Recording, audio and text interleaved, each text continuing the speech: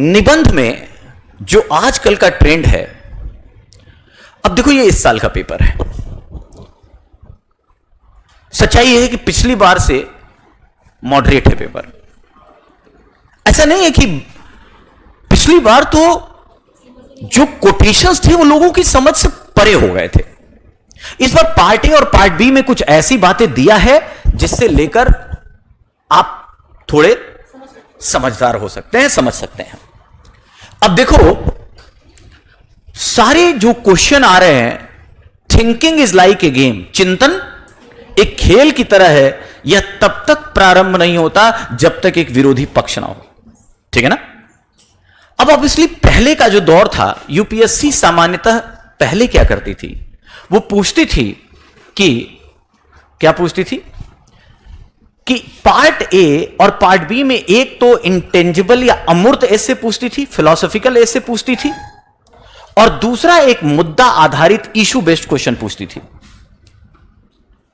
Issue based में जैसे अभी डिबेट चल रहा है इंडिया बनाम भारत, सुना है इसको ना, कि हमारे भारत में एक नहीं दो देश हैं, एक इंडिया एक भारत, ऐसा क्वेश्चन आता था।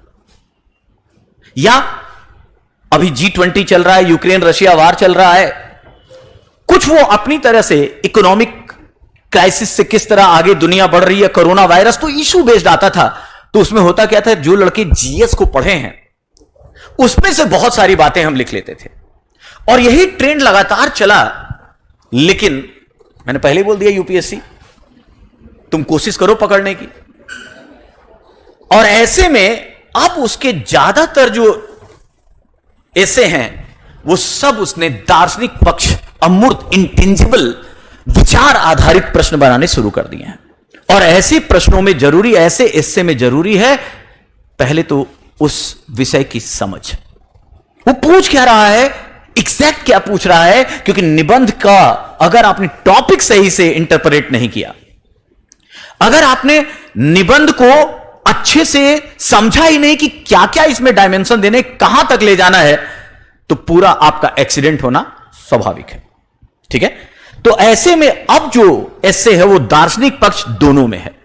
लेकिन आप देखिए, हमेशा जेंडर डिस्क्रिमिनेशन से, लैंगिक असमानता पढ़ाई जाती है, हम भी पढ़ाएंगे। अब वहां पर इस बार ज्यादातर अभी तक प्रश्न महिलाओं से रिलेटेड ज्यादा आता था, चाहे वो वुमेन एम्पावरमेंट को लेकर हो, है ना। एक बार क्वेश्चन पूछा, पालने को झुलाने वाले हाथ, ये से क्या, पालने को झुलाने वाले हाथ, बस लिखिए। पालना बाप नहीं घुमा सकता क्या? बैलेंसिंग इज वेरी इंपॉर्टेंट, अभी वहां आते हैं। लेकिन इस बार क्या किया, पार्ट बी में देखिए, लड़कियां बंदिशों के तथा लड़के अपेक्षा के बोझ तले दबे हैं, है कि नहीं। बहुत अपेक्षा होती है ना। वो आजकल एक भोजपुरी में बड़ा वो हिट है, एक बबुआ पीएम हुई हैं, सीएम हुई हैं, सब बना दो, बच्चे से मत पूछो, उसकी कैपेबिलिटी मत देखो, है ना, पहले से ही। और ऑब्वियसली लड़कियां बंदिशों के, ये ना करो, ये ना करो, वो ना करो तुम, है ना। कहने का मतलब यह है कि ये बंदिशों के, और ये क्या है, डिमांड्स, एक्सपेक्टेशंस के। अभी जब दोनों होगा तो ऑब्वियसली दोनों समान, एक बैलेंस करके पूछा। ठीक है। ऑब्वियसली ये एक ऐसा टॉपिक था जो लोग जानते हैं और पढ़ते रहे, मैंने दोनों में से एक एक लिया। लेकिन अगर देखें, विजनरी डिसीजन के बारे में पूछा है, दूरदर्शी निर्णय तभी लिए जाते हैं जब अंतर्ज्ञान और तर्क, यही मैं बताना चाहूंगा। चलो इसी से शुरू करेंगे। कहता है, visionary decision making happens at the intersection of intuitions and logic. क्या होता है, कैसे, यही मैं कह रहा हूं कि यही शब्द तो आपको उधर भी पढ़ने हैं। फिर कहता है, सभी भटकने वाले गुम नहीं होते। थोड़ा भटको, है कि नहीं। बेसिकली धर्मेंद्र सर करेंगे। ऑब्वियसली बहुत हर जगह आपने पढ़ा होगा और एक लाइन सुनी होगी ना, मंजिल मिलेगी भटकते भटकते ही सही, गुमराह तो वो है जो घर से निकले ही नहीं। ऐसी बहुत सारी बातें हैं, लेकिन आपको इस क्वेश्चन को तोड़ना, और बी पार्ट में जैसे mathematics is the music of reason, ये एक ऐसा है जिसको अटेम्प्ट करने से बचना चाहिए। जब तक आप बाकी सब कहीं ना कहीं आप देख सकते हैं, लेकिन ये थोड़ा टेक्निकल, ये स्पेसिफिक ऐसे है। बाकी आप इस पार्ट में देखिए तो आपको लगातार पार्ट बी में देखिए लड़कियों वाला भी, जिस समाज में न्याय अधिक होता है वो भी, और शिक्षा वह है जो विद्यालय में सीखी गई बातों को भूल जाने के बाद भी शेष रहती है ना। आइंस्टीन कहते हैं कि जब हम अपनी शिक्षा पूरी कर लेते हैं और जब समाज में जाते हैं और किताबी बातों के अलावा जब हम उसे अप्लाई करते हैं जिस ज्ञान को, वो असली शिक्षा है। उसी बात को यहां पूछा। तो कहने का मतलब पार्ट बी में केवल एक इससे टेक्निकल था, बाकी जो है करने लायक था। सब अब ये पढ़ोगे तो ये टॉपिक टच होंगे, हर जगह टच होंगे। यहां पर दो टॉपिक या ये शुरुआती तीनों टॉपिक ऐसे थे जिस पर विचार प्रधानता के साथ हम आगे बढ़ सकते थे। और फिर कहता है inspiration for creativity springs from the effort to look for the magical in the mundane. रचनात्मकता की प्रेरणा लौकिकता में चमत्कार ढूंढने के प्रयास से उपजती। अब यह एक ऐसा था जिसमें थोड़ा सोचना था। शब्द बस सबसे आसान है, सबसे आसान था, लेकिन जो शब्द आया, जिस तरह से वाक्य बना, इसको सोचने में परेशानी है। आप में से ये लोग अब एग्जैक्ट यही तो इंग्लिश और हिंदी का यूपीएससी बैच तो आती नहीं, और इतना तो हम लोग हिंदी इंग्लिश पढ़ ही सकते हैं। जब हम मुंडाने की बात करते हैं तो मुंडाने का मतलब है जो आपके आसपास चलता है लेकिन आप उस पर ध्यान ग्रांटेड मानते हैं। क्या मानते हैं? अरे ये तो हो गया। अच्छा, एक छोटी सी बात, आइजैक न्यूटन का नाम सुना है? ये बताओ, सेब पहली बार गिरा था कि गिरता ही रहता था पहले भी? ये लौकिक बात है, मुंडाने है। हमने देखा, आपने देखा, सबने देखा, सेब गिरा, लोगों ने तोड़ा, खा गए, बेच दिया। लेकिन वो न्यूटन ने क्या देखा? ये गिरा क्यों? ये जो 5 वंडर्स है ना, W, what, why, how, where, when, सुना है ना? उसके दिमाग में आया कि यार ये अजीब बात है। अब देखिए, हमारे आपके सामने हम लोग जब बैठे ना, यहां पे भी कुछ कुछ ऐसा चल रहा है जो आपको रोज दिखता होगा, और हम लोग बबुआ डीएम हुई हैं, हम लोगों को तो यूपीएससी की तैयारी कौन ध्यान दे, हु केयर्स, जस्ट ग्रांटेड। लेकिन अब ये बताओ, ये लौकिक मुंडाने जैसा विषय था, ग्रांटेड था, ये हैपनिंग हम सब समझते थे, तो होना ही है यार, हो रहा है। उसने लेकिन ये नहीं देखा, उसने कहा सेब नीचे ही क्यों गिरा? और ऐसे में रचना लौकिकता में चमत्कार ढूंढा या नहीं ढूंढा? बोलो। अब आप जब ढूंढना शुरू करें, एक राइट ब्रदर थे, चिड़िया उड़ती है, पतंग उड़ाया देखा उन्होंने, ट्रांसपोर्टेशन के मॉडल देखा, हम लोग भी देखते हैं। उसका हुआ दिमाग खराब, उसने कहा क्या हम भी किसी चीज से उड़ सकते हैं क्या? बोलो। बस यही बातें सोचनी है आपको, और यही थॉट प्रोसेस। और ये आप जानते हो, जैसे इस बार इसमें आया, अगली बार कुछ और कलेवर में टॉपिक चेंज कर देगा, बातें यही रहेंगी। ये बात समझ में आई कि नहीं अभी आपको?